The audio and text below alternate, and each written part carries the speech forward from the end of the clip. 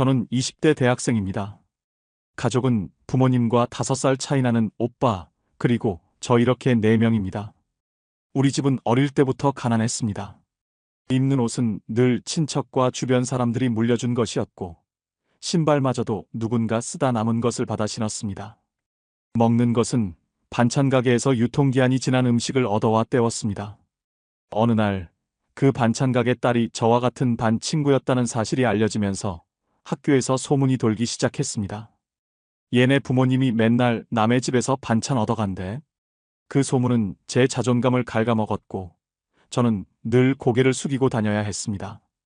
그런데도 부모님은 전혀 미안해하지 않았습니다. 오히려 도움받는 걸 부끄러워하면 세상 어떻게 살아가겠냐라며 당당했어요. 우리 집이 이렇게 가난했던 이유는 부모님의 반복된 사업 실패 때문이었습니다. 가구 공장부터 작은 음식점까지 안 해본 일이 없었지만 그 모든 사업이 실패했습니다. 문제는 실패 후 그 실패를 인정하지 않았고 다른 일을 하려고 하지 않는다는 것이었습니다. 아버지는 남의 밑에서 일하느니 차라리 굶겠다는 말을 입에 달고 살며 일용직 일이나 알바조차 하지 않았습니다. 어머니는 한 번씩 주변 다른 집에서 청소를 하면서 일당을 받으셨지만 우리 가족이 생활하기에는 턱없이 부족했고 아빠한테는 찍소리도 못 하셨습니다. 내 아빠가 그런 사람이잖아. 내가 뭘 어쩌겠니? 라고 말씀하시곤 했어요. 이런 부모님이 유일하게 적극적일 때는 자식들에게 돈을 요구할 때였습니다. 저는 대학에 입학한 뒤 알바를 시작했는데 알바비가 들어오기 무섭게 부모님이 손을 내미셨습니다.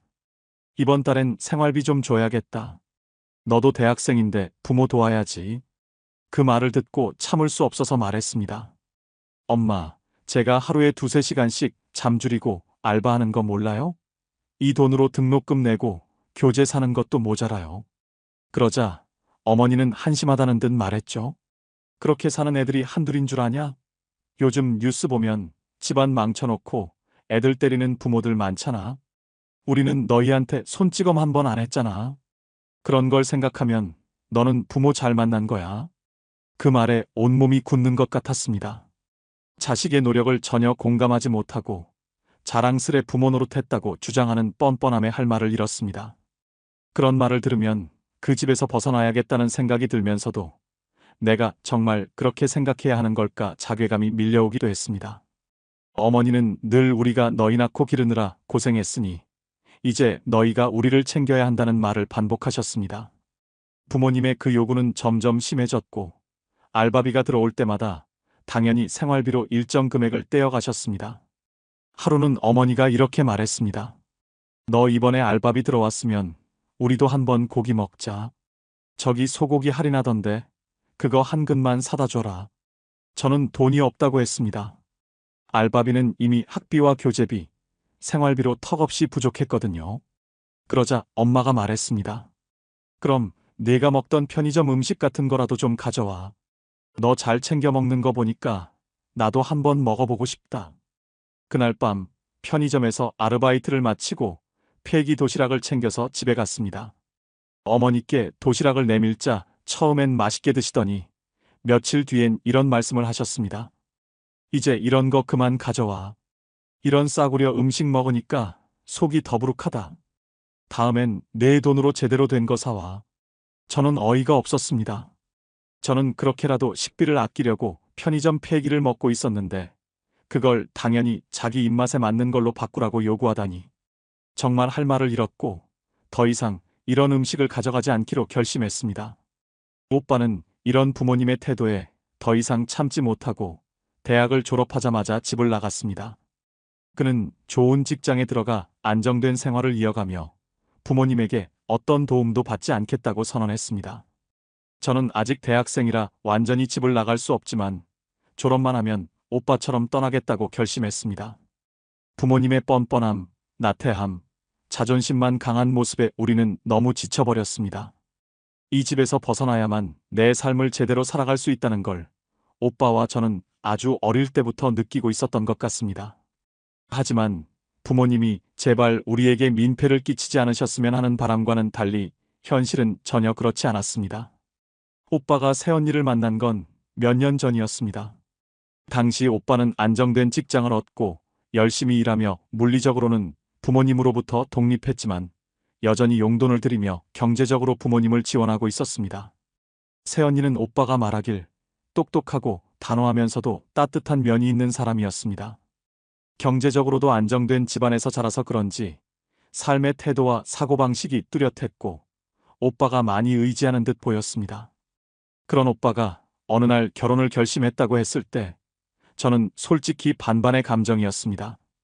오빠를 진심으로 아껴주는 사람이 생긴 것 같아 다행이었지만 우리 집안 형편을 생각하면 걱정이 앞섰습니다.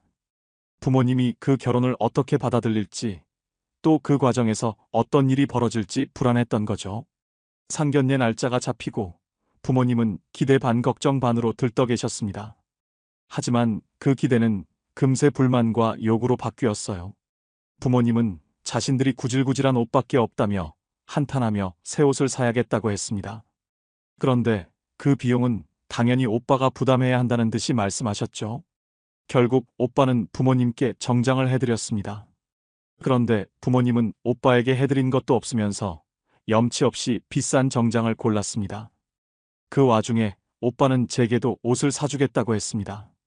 저는 거듭 거절했지만 오빠는 나중에 회사 면접이나 공식적인 자리에 필요할 수 있으니 하나 장만해두라며 끝까지 저를 배려해 줬습니다. 오빠의 상견례 당일 저는 부모님과 함께 고급스러운 한정식집으로 갔습니다. 새언니의 부모님은 새언니와 함께 이미 도착해 있었고 깔끔하고 세련된 분위기를 풍기며 저희를 반갑게 맞아주셨습니다. 식당 자체가 워낙 격조 높은 곳이라 들어서는 순간부터 부모님이 조금 주눅이 드는 듯 했지만 곧 태연한 척 행동하셨습니다. 새언니의 부모님은 첫인상부터 차분하고 품위 있는 모습이었습니다. 대화도 자연스럽게 이어가며 오빠와 새언니의 결혼을 진심으로 응원하는 태도를 보였습니다. 상견례 자리에서 그들은 결혼 준비에 필요한 비용을 대부분 지원하겠다는 말을 꺼냈습니다. 두 아이가 결혼하는 데 필요한 건 저희가 다 해줄 생각입니다. 웨딩 비용뿐 아니라 집 마련도 어느 정도 도움을 줄 계획이에요. 그 말을 듣는 순간 부모님의 표정이 잠시 굳는 것을 봤습니다. 우리 집 형편으로는 당연히 이런 지원을 할 수 없다는 걸 누구보다 잘 아는 상황에서 새언니 부모님의 제안은 고마우면서도 부모님의 자존심을 건드리는 일이었을 겁니다. 식사가 시작되었고 새언니 부모님은 차분하고 우아하게 음식을 즐겼습니다. 새언니 역시 식사 매너가 좋아 보였어요. 그런데 부모님은 다소 허겁지겁 음식을 드시는 모습이었습니다. 엄마는 이 집 음식은 맛있는데 양이 좀 적네요 라는 말을 하셨어요. 저는 자꾸 주의를 신경 쓰느라 제대로 먹지도 못했습니다. 분위기상 많이 먹지 않고 남긴 음식도 있었지만 상견례 자리라는 점을 감안하면 어쩔 수 없는 일이었죠. 그런데 상견례가 끝나고 자리에서 일어나는 순간 엄마가 저를 붙잡고 조용히 말했습니다. 저 음식 남긴 거 싸달라고 하면 안 될까? 이거 다 버릴 텐데 아깝잖아. 그 말을 듣는 순간 얼굴이 화끈거렸습니다. 아무리 가난해도 상견례 자리에서 남은 음식을 싸달라는 건 너무나 부끄러운 일이었습니다. 저는 최대한 평정을 유지하며 엄마에게 말했어요. 엄마 제발 그러지 마요. 그냥 두고 나가요. 엄마는 아쉬운 표정을 지었지만 제 눈치를 보며 결국 아무 말 없이 따라 나섰습니다. 식당을 나오는 길 새언니 부모님과의 대조적인 태도와 매너 차이가 머릿속에서 계속 떠올랐습니다.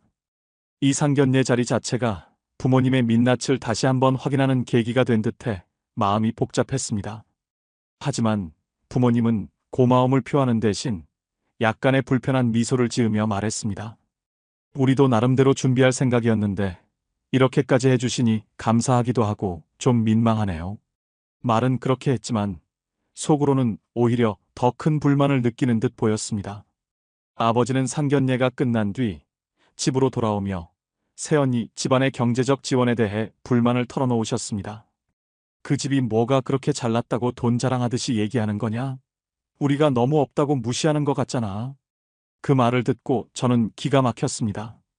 누가 봐도 그들은 우리를 도우려는 진심에서 나온 말이었는데 부모님은 자존심 때문에 그것조차 기분 나쁘게 받아들이셨던 거죠. 저는 그날 상견례 자리를 보며 여러 감정이 뒤섞인 채 복잡한 마음을 감출 수 없었습니다. 부모님의 태도는 부끄러움과 안타까움을 동시에 느끼게 했습니다. 격식 있는 자리에서조차 자연스럽게 행동하지 못하는 부모님을 보며 우리가 자라온 환경이 얼마나 큰 영향을 미쳤는지 다시금 뼈저리게 깨달았습니다. 혹시나 부모님 때문에 오빠의 결혼이 엎어지는 건 아닌지 마음 한구석이 조마조마하기도 했습니다. 집안 분위기라는 것이 사람의 삶에 얼마나 깊이 각인되는지 그날따라 더욱 실감할 수 있었습니다. 새언니는 외동딸로 곱게 자란 모습이 확연히 드러났고 그런 모습이 솔직히 부럽기도 했습니다.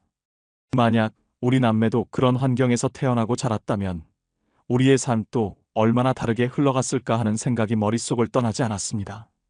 그럼에도 불구하고 저는 오빠가 새언니와의 결혼을 통해 새로운 삶을 시작하길 진심으로 바랐습니다.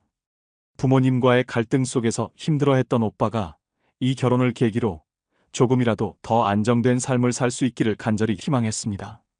상견례 이후 저는 오빠와 따로 만나 이런 말을 했습니다. 오빠, 그냥 부모님 너무 신경 쓰지 말고 결혼해. 오빠가 이제 행복했으면 좋겠어. 나도 졸업하면 바로 독립할 거야. 오빠는 제 말을 듣고 고맙다며 웃어 보였지만 그 웃음 속에서도 책임감과 무거운 짐이 느껴졌습니다. 그날 이후로 저는 이 결혼이 우리 가족에게 어떤 영향을 미칠지 계속 생각하게 됐습니다. 오빠와 새언니가 부모님의 기대와 요구에서 어떻게 벗어나 자신들만의 행복을 지킬 수 있을지 걱정되면서도 새언니가 그런 부분을 단호히 정리해 줄 거라는 희망도 품고 있었습니다. 이렇게 상견례는 끝났고 두 사람의 결혼은 점차 현실로 다가오고 있었습니다. 신혼여행에서 돌아온 오빠와 새언니가 처음 우리 집을 방문한 날을 저는 지금도 잊을 수 없습니다. 새언니는 고급스러운 포장지로 감싼 신혼여행 기념품을 건네며 미소를 지었지만 집안을 둘러보는 눈빛에는 어쩔 수 없는 불편함이 스쳐 지나갔습니다.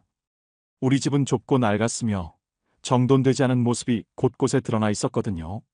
부엌 구석에 방치된 쓰레기 봉투, 거실 한쪽을 차지한 빨래더미, 낡은 벽지와 삐걱거리는 가구들까지. 새언니는 아무 말 없이 웃었지만 그 웃음 뒤에 감춰진 당혹감을 느낄 수 있었습니다. 저 역시 불편한 기색을 감추지 못했죠. 부모님은 신혼여행 얘기에 한껏 흥미를 보이며 질문을 이어갔습니다. 아이고, 해외여행이라니. 대체 그런데 다녀오려면 얼마나 돈이 드냐? 새언니가 대답을 피해가며 여행이 좋았다는 정도로만 답하자 엄마는 한숨을 내쉬며 말했습니다. 우리는 평생 해외여행 한 번 못 가봤는데 너희는 참 좋겠다. 그 말은 겉으론 부러운 한탄처럼 들렸지만 뒷맛이 씁쓸한 질투와 불만으로 다가왔습니다. 저는 민망한 마음에 고개를 들지 못했고 새언니는 대꾸 대신 미소로 넘겼습니다. 그날 이후 새언니가 우리 집을 찾아오는 일은 거의 없었습니다. 명절이나 부모님의 생신에도 새언니는 오빠 혼자 보내는 일이 많았고 오더라도 인사만 하고 10분 정도 머물다 떠나는 게 전부였습니다. 부모님은 뒤에서 왜 얼굴 보기가 이렇게 힘드냐며 서운함을 드러냈지만 새언니가 있을 때는 정작 아무 말도 하지 못했습니다. 대신 용돈이 들어올 때면 은근히 만족스러워하는 모습이었죠. 그래도 돈은 꼬박꼬박 보내니까 다행이지 뭐. 새언니는 부모님 생신마다 손편지와 함께 현금을 두둑하게 보내왔고 어머니 생신에는 오빠와 함께 선물을 따로 챙겨 보냈습니다. 부모님은 한편으로는 고마워하면서도 직접 방문이 없는 점에 대해 끊임없이 아쉬움을 토로하셨습니다. 다른 집 며느리는 다 명절 때 와서 음식도 하고 그러더라. 우리 며느리는 왜 이렇게 얼굴 보기가 힘든 거냐? 그 말을 들을 때마다 저는 속으로 참을 수 없는 답답함이 밀려왔습니다. 엄마, 솔직히 새언니가 우리 집에 오고 싶겠어?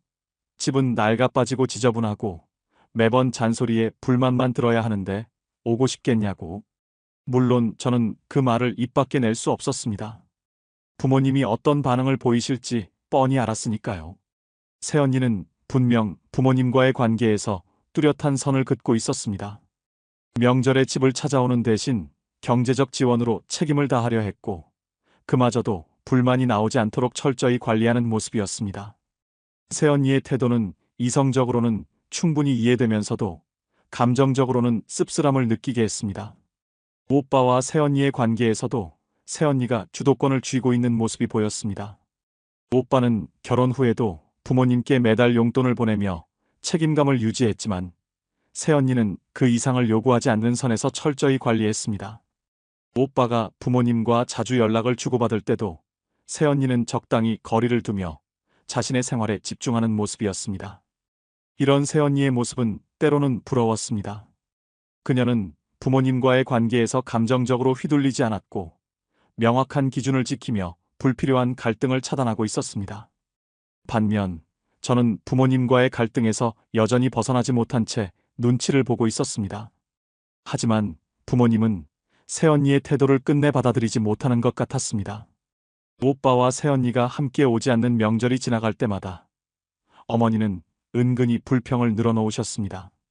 그래도 명절에 한 번쯤은 와야 예의 아니겠니? 어머니의 말은 늘 그런 식이었습니다. 고마움과 서운함을 동시에 품고 그것을 자식들에게는 꾸준히 풀어내면서도 정작 새언니에게 직접적으로 말하지는 못했습니다. 결국 이런 미묘한 긴장감은 가족 모두에게 영향을 미쳤습니다. 저는 부모님과 새언니 사이에서 어디에도 완전히 설 수 없는 상태로 늘 중립적인 태도를 유지하며 불편함을 삼켜야 했습니다. 그렇게 시간이 흘렀지만 부모님의 욕심은 끝나지 않았습니다. 그들은 새언니의 경계선을 넘으려는 시도를 멈추지 않았고 그 끝은 결국 예상치 못한 파국으로 이어졌습니다. 부모님은 종종 해외여행을 가고 싶다는 말씀을 하셨습니다. 오죽하면 오빠네 신혼여행 이야기를 들을 때마다 부러워하는 기색이 역력했겠습니까? 더군다나 오빠네가 휴가로 동남아 여행을 다녀왔다는 소식을 듣고는 저에게 우리도 데려갔으면 얼마나 좋았겠냐고 한탄하며 아쉬움을 드러내셨습니다. 그런데 최근에 아빠의 지인 부부가 자식들이 마련해준 여행으로 유럽을 다녀왔다는 소식을 듣고 질투심이 폭발했습니다. 그 지인 부부는 아빠가 사업할 때 알게 된 사람들이었는데 아빠는 사업을 말아먹고 빚만 잔뜩 남겼던 반면 그들은 사업적으로 성공해 자식들에게 집 한 채씩 마련해줬다고 합니다.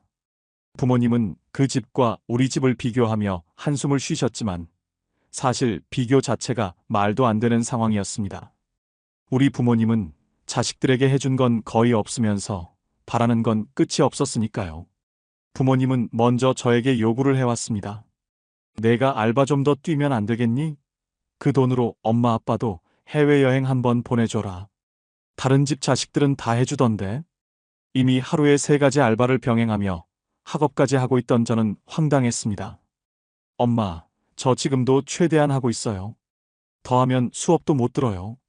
라고 단호히 거절했지만 부모님은 요즘 젊은 애들은 다 힘들게 사는 거야라며 아무렇지 않게 넘겼습니다. 결국 저를 포기한 부모님은 오빠네 부부로 타겟을 바꾸셨습니다. 며칠 후 아빠 환갑을 맞아 오빠와 새언니가 근사한 식사를 대접하기로 했습니다. 장소는 고급 레스토랑이었고 분위기와 음식은 정말 훌륭했습니다. 부모님도 연신 여기 정말 좋다 라며 만족스러워 하셨습니다. 식사가 끝난 뒤 오빠와 새언니는 깔끔하게 준비된 봉투와 각종 건강기능식품을 건네며 아빠께 축하 인사를 드렸습니다. 아빠가 슬쩍 테이블 밑으로 봉투를 열어보자 안에 100만 원이 들어 있었습니다. 정말 고맙다. 너희 덕분에 이런 곳도 와보고 용돈도 고맙다. 부모님은 처음엔 감격하는 듯 보였지만 곧바로 대화의 방향이 이상하게 흘러갔습니다. 근데 말이다. 내 친구 부모는 자식들이 보내준 돈으로 유럽도 가고 미국도 갔다더라. 우리도 죽기 전에 해외여행 한 번은 가봐야 하지 않겠니? 새언니는 그 말을 듣고 깜짝 놀란 표정을 지었습니다. 새언니는 그동안 부모님 앞에서 최대한 불필요한 말을 하지 않으려 노력했지만 이번엔 참지 못한 듯 했습니다. 그녀의 표정은 차갑게 굳어 있었고 목소리는 단호했습니다. 어머님, 아버님, 저희가 용돈 드리고 필요한 거 챙겨드리는 것까진 저희가 책임질 수 있습니다. 하지만 여행 경비까지 요구하시는 건 지나치다고 생각해요.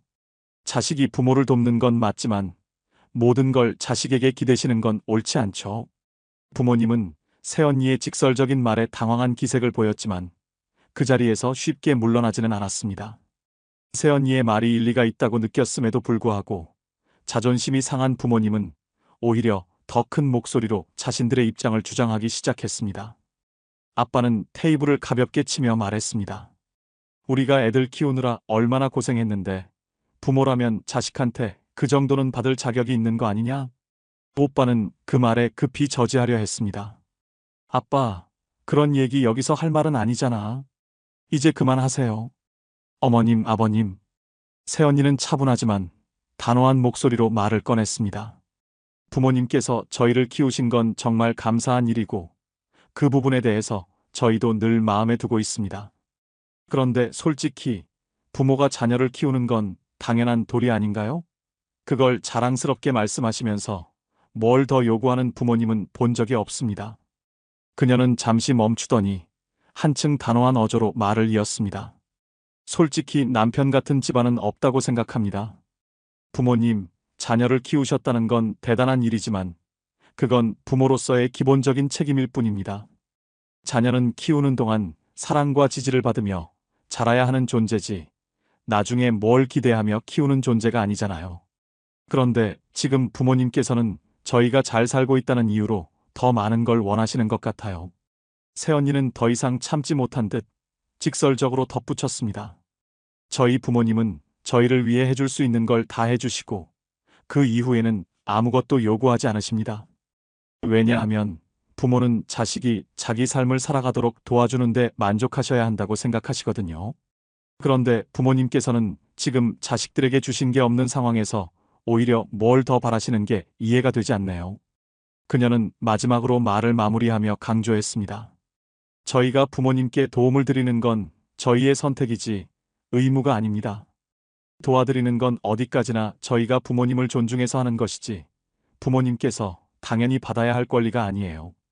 이 점을 꼭 이해해 주셨으면 좋겠습니다. 방 안 공기가 얼어붙은 듯 고요해졌습니다. 부모님은 아무 말도 하지 못하고 굳은 표정을 지으셨습니다. 오빠는 불편한 기색을 감추지 못하며 테이블을 정리하려 했지만 아버지가 그 순간 입을 열었습니다. 그래. 우리는 너희 부모님만큼 대단한 부모는 아니지. 그런데 말이야.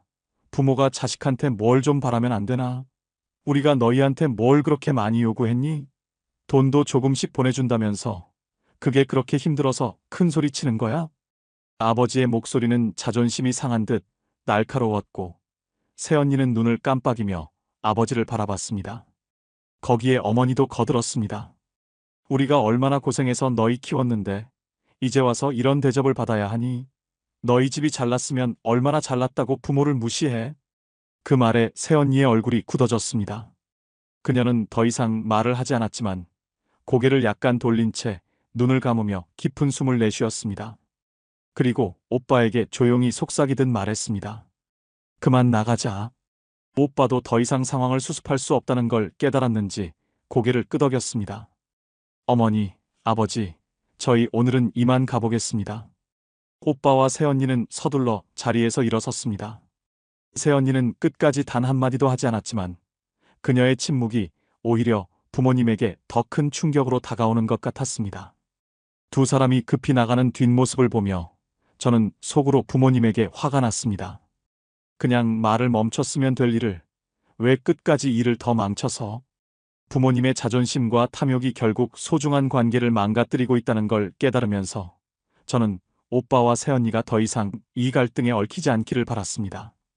이 사건 이후 오빠는 부모님께 전화를 걸어 단호하게 말했습니다. 아버지, 어머니, 저도 아내의 의견에 전적으로 동의합니다. 부모님께 용돈을 드리는 건 저희 부부가 정한 선에서 가능한 일입니다. 하지만 더 이상의 요구는 받아들일 수 없습니다. 앞으로도 매달 용돈을 보내드리겠지만 그것 외에는 기대하지 말아주세요. 오빠의 목소리에는 단호함이 묻어났고 그 말은 부모님에게 마지막 경고나 다름없었습니다. 그리고 새언니는 그날 이후로 시댁과 완전히 연을 끊었습니다. 오빠는 새언니와의 결혼 생활을 지키기 위해 부모님과의 갈등에 더 이상 얽히지 않으려 했고 지금은 월급에서 매달 일정 금액의 용돈만 보내는 선에서 관계를 유지하고 있었습니다. 부모님은 오빠와 새언니의 결단에 크게 분노하셨습니다. 집안 분위기는 늘 불평과 불만으로 가득 찼고 부모님은 주변 지인들에게 오빠 부부에 대한 험담을 늘어놓으며 요즘 애들은 부모에 대한 예의도 없다는 말을 입에 달고 살았습니다. 우리가 얼마나 고생해서 키웠는데 결국 저놈들이 부모를 이렇게 버리네. 진짜 하늘도 무심하다. 부모님은 그런 말을 반복하며 부들부들 치를 떨었지만 정작 그들이 자식들에게 해준 건 거의 없다는 사실은 끝까지 인정하지 않았습니다. 저는 그런 부모님을 보며 생각했습니다. 결국 부모님의 탐욕이 모든 걸 망쳤다. 오빠와 새언니가 정당하게 그어진 선을 지키며 더 이상 부모님의 요구에 휘둘리지 않는 결정을 내린 게 옳았다고 느꼈습니다. 그리고 저는 졸업 후 이 집을 떠날 계획을 세웠습니다. 지금도 학업과 아르바이트를 병행하며 힘들게 생활하고 있지만 부모님의 끝없는 요구와 불평 속에서 제 자신을 지킬 수 있는 유일한 방법은 독립뿐이라는 걸 깨달았습니다. 나는 절대로 부모님처럼 살지 않겠다고 다짐했습니다. 자식에게 기대고 자신이 해주지 못한 것들을 자식에게 바라며 요구하는 삶은 애초에 잘못된 것이라고 생각했습니다. 내가 자식을 책임질 능력이 없다면 결혼도 하지 말아야 하고 애도 낳지 말아야 한다. 부모님의 탐욕과 기대는 결국 그들에게 돌아올 복마저 발로 차버렸습니다. 저는 제 미래가 부모님의 그늘에 갇히지 않도록 그리고 제가 원하는 삶을 온전히 살기 위해 더 단단해지기로 했습니다. 집을 떠나는 그날을 생각하며 앞으로 하루하루 버텨나갈 것입니다. 지금까지 들어주셔서 감사합니다.